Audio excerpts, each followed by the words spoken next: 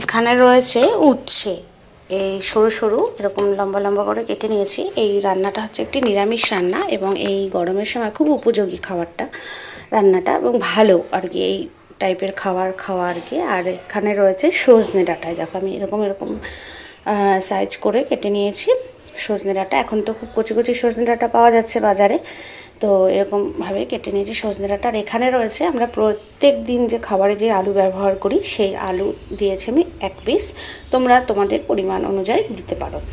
আর এখানে রয়েছে কুমড়ো, দেখো মিষ্টি কুমড়ো রয়েছে এখানে। আমি এই মিষ্টি কুমড়োগুলোকে এরকম সাইজ করে কেটে নিয়েছি, এবার তোমরা চাইলে ছোটো বড়ো করতে পারো। আমি এরকম সাইজের কেটে নিয়েছি। আর এখানে রয়েছে রাঙা আলু। রাঙা আলু বলতে এই যে মিষ্টি আলুগুলো হয় না, যার লাল লাল রঙের খোসা হয়, সেই আলুগুলো রয়েছে। আমি এখানে 3 পিস এই মিষ্টি আলু কেটে নিয়েছি, রাঙা আলু আর কি। তো এই হয়েছে আজকে রান্নার উপকরণ। এই রান্নাটা খুবই ভালো লাগে নিরামিষ, আর বিশেষ করে গরমকালে তো এখন এরকম সজনে ডাঁটা আর কুমড়ো এরকম অনেক কিছু পাওয়া যাচ্ছে, বেশ এই টাইপের সবজিগুলো পাওয়া যায়। তো এই টাইপের সবজিগুলো দিয়ে কিন্তু নিরামিষ এই রান্নাটা খেতে খুবই ভালো লাগে। দেখো আজকে আমি কীভাবে নিরামিষ রান্নাটা করছি। এখানে কড়াই গরম হয়ে গেছে আর আমি কড়াইতে তেল দিয়ে দিয়েছি। তোমরা সাদা তেল অথবা সর্ষের তেল যে কোনো একটা তেলেই রান্না করতে পারো, কোনো প্রবলেম নেই। আমি সাদা তেল দিয়ে দিয়েছি, মানে রিফাইন অয়েল আর কি। সাদা তেল মানে রিফাইন অয়েল দিয়ে দিয়েছি, আমি সাদা তেল বলছি। আর এখানে বেশ কিছুটা বড়ি আমি ভেজে তুলে নেবো এইভাবে, লাল লাল করে একটু বড়িগুলোকে ভেজে নেবো। বড়ি দিলে না খেতে ভীষণ ভালো লাগে। এটা হচ্ছে বিউলির ডালের বড়ি, আর কুমড়োর বড়ি পাওয়া যায় বাজারে, অ্যাভেলেবেল আছে। তোমরা যদি কুমড়োর বড়ি দিয়ে এই নিরামিষ রান্নাটা করতে পারো, সেই বড়ি দিলে রান্নার স্বাদটা কিন্তু আরও অন্যরকম হয়, আরও দারুণ সুস্বাদু হয়। তো আমি মাঝে মধ্যে কুমড়োর বড়ি দিয়েও করি, আবার এই বিউলির ডালের বড়ি দিয়েও করি। তো এই বড়িগুলো বেশ লাল লাল করে ভাজা হয়ে গেছে, এবার আমি তুলে নেব। বেশ সুন্দর লাল লাল করে ভেজে তুলে নিয়েছে। এবার এই কেটে রাখা উচ্ছেগুলো দিয়ে দেবো। উচ্ছেগুলোকে আগে একটু খুব ভালোভাবে ভেজে নিতে হবে, লাল লাল করে। উচ্ছেগুলো আলাদা করে কিন্তু সুন্দরভাবে ভেজে নিতে হবে। তাহলে আমি এবার উচ্ছেগুলোকে খুব ভালোভাবে ভেজে নেব।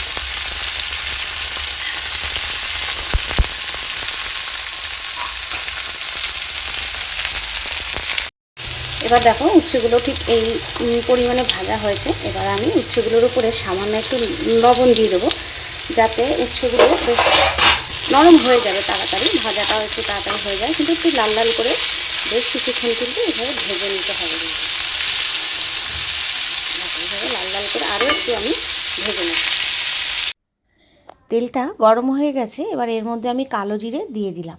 কালো জিরে ফোড়নে দিয়ে এবার দেখো একটা একটা করে সবজি আমি দিয়ে ভেজে নেব। প্রথমে আমি আলুগুলো দিয়ে দিলাম, তারপরে এই মিষ্টি আলুগুলো আমি দিয়ে দেবো, মানে রাঙা আলুগুলো যে আছে সেইগুলো আমি এবার তেলের মধ্যে দিয়ে দেবো। এবার তেলের মধ্যে দিয়ে এবার একটু নাড়াচাড়া করে নেব, একটু ভাজা ভাজা করে নেব, কারণ একটা একটা করে সবজিগুলো যদি না ভেজে নিই হবে না।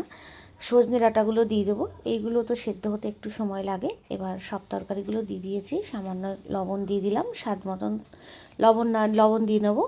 দিয়ে এবার তরকারিগুলোকে এবার নাড়াচাড়া করে নেবো তেলের মধ্যেই।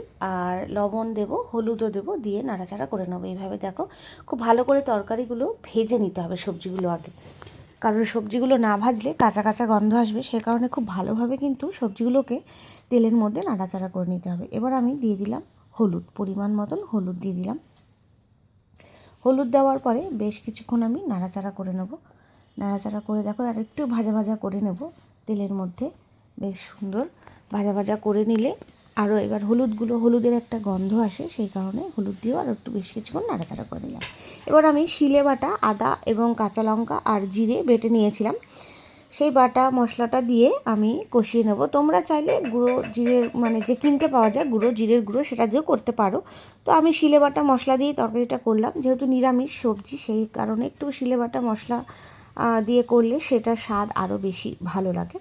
তো আদা কাঁচা লঙ্কা এবং জিরে বাটা দিয়ে দেখো তরকারিটা আমি খুব ভালোভাবে কষিয়ে নিলাম। এবার যখন তরকারিগুলো ভাজা ভাজা করার পরে, মশলা দিয়ে কষানোর পরে, কষানো হয়ে গেছে, এবার আমি উচ্ছেগুলো দিয়ে আর বড়িগুলো দিয়ে একটু কষিয়ে নেব। বড়িগুলো অনেকটা আগেই দিয়ে দিলাম, না হলে না নরম হতে চায় না। বড়িগুলো দিয়ে একটু উচ্ছেগুলো দিয়ে মশলার সাথে কষিয়ে নেবো, তাহলে মশলা মানে উচ্ছেটা অতটা তেতো লাগবে না, মশলার সাথে মিশে যাবে। এবার একটু বেশ খানিকক্ষণ একটু কষিয়ে নেব, কষিয়ে নেওয়ার পরে সামান্য জল দিয়ে দেবো। দেখো এবার আমি একটু সামান্য জল দিয়ে দিলাম। এবার জল দেওয়ার পরে এবার কিন্তু ভালো করে নাড়া দিয়ে মানে নেড়ে চেড়ে রেখে দেবো। জল দিয়ে এবার আমি তরকারিগুলোকে একটু নেড়ে চেড়ে নেব, যাতে তরকারিগুলো যেটুকু সেদ্ধ হতে বাকি আছে বাকিটা যেন সেদ্ধ হয়ে যায়। এবং তরকারির রঙটাও দেখেছো কত সুন্দর এসেছে। একদম খুবই সাধারণ রান্না, কিন্তু খেতে খুবই ভালো লাগে। তোমরা চাইলে বাড়িতে এরকমভাবে রান্না করে দেখতে পারো। এই গরমে এই নিরামিষ রান্নাটা খেতে কিন্তু খুব ভালো লাগে। তো আমি এইভাবেই মাঝে মধ্যে করে নিই, বেশ ভালোই লাগে আমাদের খেতে। বড়ি দিয়ে সব রকম সবজি দিয়ে এইভাবে রান্না করে আমাদের খেতে খুবই ভালো লাগে। তো আমি এইভাবে একটি নিরামিষ আইটেম করে নিলাম সমস্ত সবজি দিয়ে। তোমরা এভাবে করে নিতে পারো বাড়িতে। আমি আরও একটু জল দিয়ে দিলাম, দিয়ে এবার বেশ কিছুক্ষণ রেখে দেবো। এবার আস্তে অল্প একটু ফুটলেই কিন্তু হয়ে যাবে। এবার আমি আঁচটা একটু মিডিয়ামে রেখে দেবো, রেখে দিয়ে তরকারিটা বেশ কিছুক্ষণ আমি ফুটতে দেবো। মিডিয়াম আঁচে রেখে এবার তরকারিটাকে আমি বেশ কিছুক্ষণ ফুটতে দেবো। তরকারিটা ফুটে উঠলেই আমি নুন মিষ্টি দেখে তারপর কিন্তু তরকারিটা আমি নামিয়ে দেবো। তরকারিটা এবার সম্পূর্ণ হয়ে গেছে। দেখো একটু হালকা হালকা আমি ঝোল রাখবো ভাত মেখে খাওয়ার জন্য।